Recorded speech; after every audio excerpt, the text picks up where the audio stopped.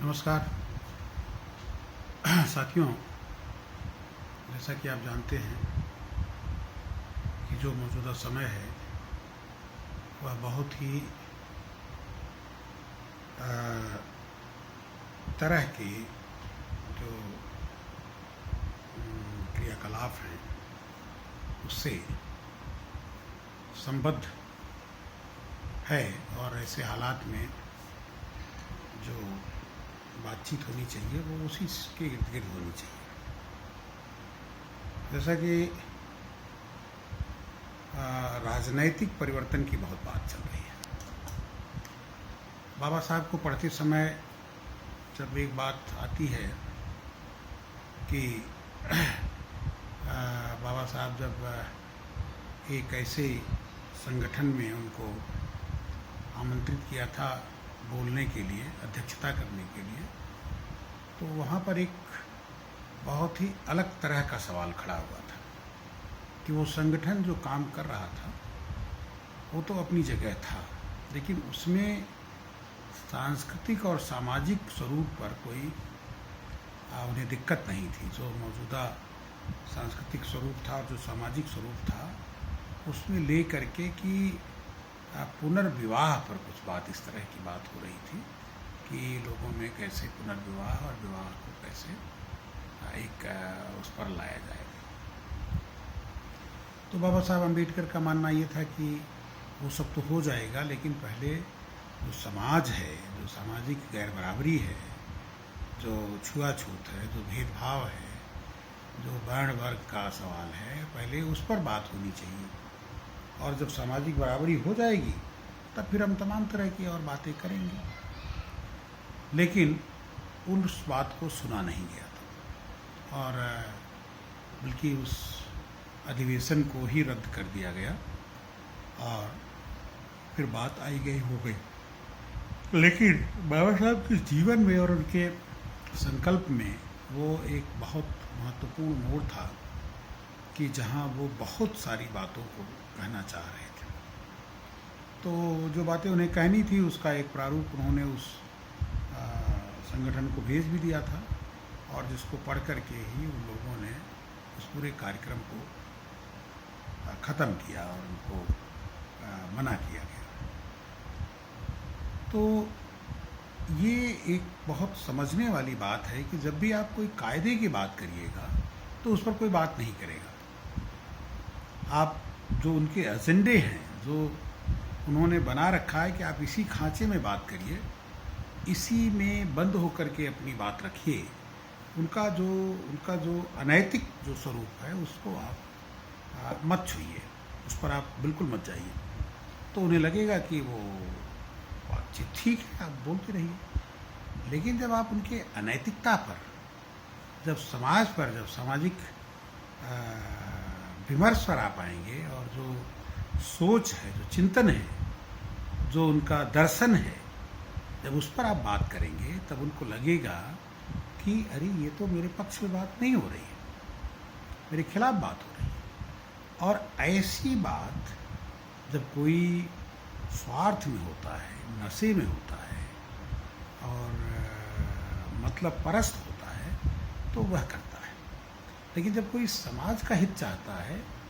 और जब समाज के कल्याण के लिए बात करना चाहता है तब इस तरह की बातें वो नहीं करता, बल्कि वो ऐसे सवाल उठाता है कि जिसकी वजह से ये जो दशा है, जो दुर्दशा है, जो भयावह स्थिति है, वो कैसे ठीक हो। तो ये सब बातें हम निरंतर इसको विमर्श में रखना चाहते हैं। लेकिन वो क्या रहा है कि विमर्श उससे परे, आजकल अभी आप कोई भी खबर देखिए तो लोगों के जो आइडियाज़ हैं, जो नहीं हुआ है, और जब तक वो प्रोसेस होता है तो उस पर अलग तरह के विचार होते हैं और जब कंप्लीट हो जाता है तो अलग तरह के विचार हो जाते हैं। यानी कि लोग सारी व्यवस्था को अपनी तरह से देखते हैं और उस व्यवस्था में जो सिस्टम है, जो उसकी जो गड़बड़ियाँ हैं, जो उसका स्वरूप है, जो विकृत स्वरूप है, उस पर बात करने को कोई तैयार होता नहीं है। और यही कारण है कि इस समय राष्ट्रीय स्तर पर जो सबसे बड़ी विडंबना है वो ये है कि जो सिस्टम बना दिया गया है पहले से, और उसके लिए लोग संघर्ष करते रहे, बड़े बड़े आंदोलन हुए, हमारे बड़े बड़े समाज सुधारकों ने, बुद्ध से लेकर के पेरियार, ज्योतिबा फुले, कबीर और यहाँ तक कि बाबा साहब अम्बेडकर, और कालांतर में वर्मा जी और जगदेव प्रसाद कुशवाहा, ललई सिंह जैसे लोगों ने उस पर सवाल खड़ा किया, लेकिन वो सब सवाल आया और चला गया। हो सकता है कि बुद्ध का मूवमेंट बहुत लंबे समय तक चला हो, लेकिन बुद्ध को जिस तरह से विलुप्त किया गया वह कोई बहुत अच्छा तरीका नहीं समझ में आता। तो इसलिए हम जब बात करें, जब हम चर्चा करें, जब हम बहस करें, तो हमारे सामने ये सवाल होना चाहिए कि जो समस्या की जड़ है, जो पूरे संकट का कारण है, पहले उसको दूर किया जाना चाहिए, पहले उस पर बात होनी चाहिए, और जो संकट है वो फिर अपने आप उससे धीरे धीरे कम होने लगेगा। तो ये जो संकट का कारण और जो संकट, दोनों को समझना आज हमारे सामने सबसे महत्वपूर्ण मामला है, और जब तक हम इसको नहीं समझते हैं, इस पर आगे विमर्श नहीं करते हैं, तब तक हमारी बात आगे बढ़ नहीं सकती, उस बढ़ाने का कोई बहुत मतलब नहीं हो सकता। तो आए दिन निरंतर हम देखते हैं कि किस तरह से जो समाज, जिस तरह से समाज रोज़ उसमें नए नए लोग, उसकी पीढ़ियाँ, उसमें परिवर्तन, राजनीतिक, आर्थिक, सामाजिक, सांस्कृतिक जो हो रहे हैं, वह क्या हैं, वो जो कर रहे हैं वो खुद नहीं समझते। राजनैतिक रूप से जितने परिवर्तन की बात हो रही है, राजनैतिक परिवर्तन का मतलब यही हो गया है कि सत्ता उनके हाथ से हमारे हाथ में आ जाए, इसको वो परिवर्तन मानते हैं। राजनैतिक परिवर्तन का कतई वो मतलब नहीं समझते कि उससे जुड़ा हुआ जो सामाजिक, सांस्कृतिक, आर्थिक पहलू है वो कैसे बदले। अब सामाजिक, सांस्कृतिक, आर्थिक पहलू में उनका रूप या लीडर का रूप या पार्टियों का रूप स्वरूप आ जाए, तो वो एक जो स्वरूप है वो उस स्थिति में आ जाए, वो सत्ता में शासक हो जाए और उनकी तरह से सारा सिस्टम काम करने लगे। ये राजनीति नहीं है, ये केवल राजनीति में, राजनीति के थ्रू पावर को और एक जो बंदा है उसके बदले पहुंचने की एक तरीका हो सकता है, लेकिन जो आमूल चूल परिवर्तन का सवाल है जहाँ राजनीति में, वहाँ आपको उसके सामाजिक, सांस्कृतिक और आर्थिक स्वरूप पर सोचना होगा। अब देखिए, जो कुछ पीछे से समाजवादी सोच के आधार पर देश में जो संसाधन निर्मित गए, रेल, जहाज, फैक्ट्रियाँ, जहाँ लोगों को रोजगार मिल सकता है, जो लोगों के लिए सुविधाजनक यात्रा और ये वो तमाम इस तरह की चीज़ें मुहैया कराती है, लेकिन हुआ क्या साहब कि एक ऐसी सत्ता, एक ऐसी सरकार आई जो पहले तो तमाम तरह के प्रलोभन दे करके, झूठे वादे करके किसानों को, नौजवानों को और गरीबों को, मजदूरों को नाना प्रकार के नारे और नाना प्रकार के स्लोगन दिए, और वो लोग उससे मुग्ध होकर, और फिर सबसे बड़ी चीज़ उन्होंने ऐसे लोगों को सांस्कृतिक रूप से जोड़ने का, इसको आप धार्मिक स्वरूप कहते हैं, जो उस धर्म की वजह से सबसे ज़्यादा पीड़ित हैं। अब वो उनको सत्ता की जो भूख है उसको देने के लिए उन्हें भी कहा गया कि आप हिंदू हृदय सम्राट हैं, और ये आप हिंदू हृदय सम्राट हैं तो आप देखो ना अपनी स्थिति क्या है, आप जहाँ खड़े हो वो क्या है, आप जिस ज़मीन पे हो क्या है, आपको हिंदू बनने की जो तमन्ना है,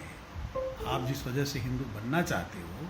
उससे आपका भला कहाँ हो रहा है। आपके हिंदू हो जाने से आपके घर मंदिर का जो प्रसाद है आना शुरू हो जाएगा, या जो मंदिर में पुजारी बना है वो आपको मिल जाएगा, या जो मंदिर में संचित धन है उससे आपका कोई भला हो जाएगा। ये सब कुछ भी नहीं,